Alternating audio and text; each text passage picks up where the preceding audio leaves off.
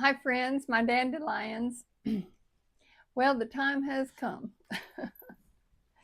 And I've started this series so many times and then I bailed out. And when I was going to be serious about starting it, another channel kind of berated me for putting personal stuff out there. It's my channel, I can do what I want to. Excuse me a minute.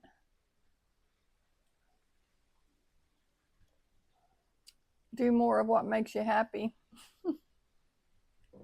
So today we're having a little bit of a gentle rain, a little bit of a thunderstorm mixed in. So my dog Presley is going to be having a fit.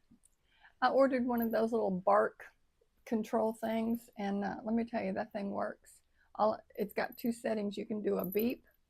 So usually if she starts, frantically barking about something, a leaf, I hit the beep and I say no, something like that, and it has stopped her. Now, if I need the heavy guns, there's an ultrasound thing it puts off that we can't hear, but she can. I did it the first night I got it just to try it, and boy, she went. She shut up quick and she ran to my husband's chair trying to climb up in that recliner with him. So it works. I got mine from Temu, of course. Hey, before I get started, y'all see what we're doing out here? We're painting the fence, painting it black. I didn't know if I would like it or not, so we just painted that little section. Let me get over here on this side. I think it really is. I think I'm going to like it. And it sort of carries into the house where we've added, black fixtures in the bathroom and stuff like that. One more little update. Look at Elvis. He's coming along. He's coming along. I come out here in the sunroom in the morning and have my cappuccino and do a little Elvis. I'm getting ready to go get my hair done. See, it's getting out of whack. I'm going to do something different today. I'm going to go back to my teenage years and I'm going to get a lot of layers. Tell me what you think about that, because my appointment isn't for another hour. If you watch my Chat with Kat channel, mostly Elvis on there, but I did put a little video about falling. I fell at a hotel, tripped on the threshold of the door. I fell going out and I smacked my face. My little bruise, I've got makeup on pretty thick, but you can see it's in here. I hit this whole side of my face, chin. Oh yeah, my wrist is looking pretty bad. It took the brunt of it. But the blessing was I didn't hit the front of my face and knock my teeth out, because I did hit this whole side. So anyway, if you want to hear more about that gruesome experience, you can go over to Chat with Kat. Let's talk about cheating for a minute. And I'm going to do the intro today, and then we're just going to fly with it. And I know this topic does not interest some of you, and that's fine if you want to tune out for a while. We'll get back to other general topics. But I don't know. It's just been laid on my heart that some people might need to hear this. And I'm not saying that my experience will help anybody. It helped us. Do you remember that old movie, Tommy, the rock opera Tommy with The Who? The whole theme of the movie, although it seemed kind of weird at the time, I've watched it as an adult and I've watched it since I've become an English teacher. I see it differently now. There's a theme throughout that movie, and Tommy is stuck inside of himself, and they try every remedy they can think of. Tina Turner shoots him up with drugs, and Jack Nicholson, puts electrodes all over him. Eric Clapton tries to introduce him to a religion of Marilyn Monroe, idol worship. He goes through everything that these people promise will help you, and none of it helps him. And the only thing that finally does is when his mother smashes him into the mirror that he's always looking in. And he believes he comes out of it. He can see and hear and speak again. And he thinks that will help other people. You see the fallacy? Just as all those other people thought they could help and they couldn't, now Tommy thinks he can help. So he he opens a camp, and everybody has to put on eye blinds, because he was deaf, dumb, and blind.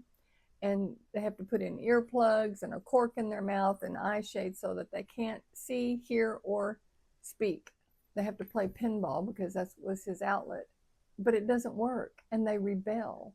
He finally, at the end, he climbs the mountain, and it's really talking to God at the end. Listening to you, I hear the music, I climb the mountain. Um, you know, I let's see, I have to sing the whole song. I get excitement at your feet. That's what he says.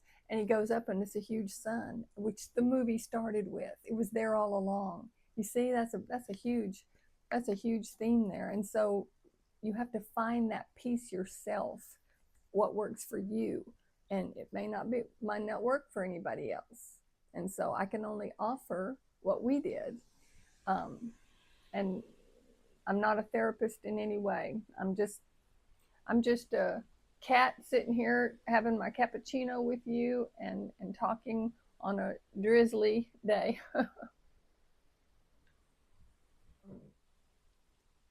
There are different types of cheating, and I went over that in another video a long time ago. There's like 8 different types of cheating. And some of them, I don't know if I'm, really consider it cheating or not. But anytime you're hiding something from your spouse, you are cheating. Our problem is 24 years old.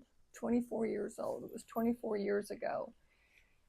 And it's gotten much easier, much better. But I'm going to tell you, if you decide to stay after a betrayal, it is a tough road. It's a tough road to hoe. And if you are the betrayer, it's going to be tougher on you. So this is the way I envision, and I took a few notes.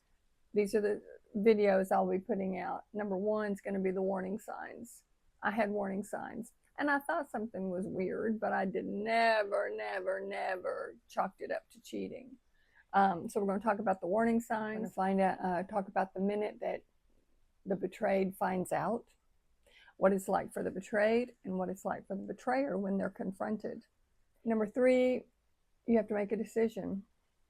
It's that old song, should I stay or should I go? Sometimes you have to stay out of necessity, as I did. The finances wouldn't allow us to separate. So we're going to talk about maybe preparing yourself for a future situation where you might need to go. Rules for each party if you decide to stay. There are some rules that you have to set into place, or this will all fall apart again. The 5th video will be moving forward for what it looks like for both sides. The person who has been betrayed has a tough time moving forward. You have some steps to take before you can move forward. And the person who betrayed, well, you better buckle up. Number 6, the landscape of your marriage has permanently changed. It will never be what it was before the affair. So if you are on the precipice of cheating on your spouse, you better think about that. You are getting ready to completely destroy this bond that you have with this person. And I'll talk about that. And then at the end, is it worth it? And only you can really decide that. But I will tell you what it looks like going forward under the best of circumstances. And anyway, so that's where we are. I've already talked for 10 minutes. You guys know I like short videos. So that's where I will stop. And we're going to be gone next week. We're going to go to Alabama. I hope y'all have a great week. This is Monday, and I'll be back for sure next weekend. Take care.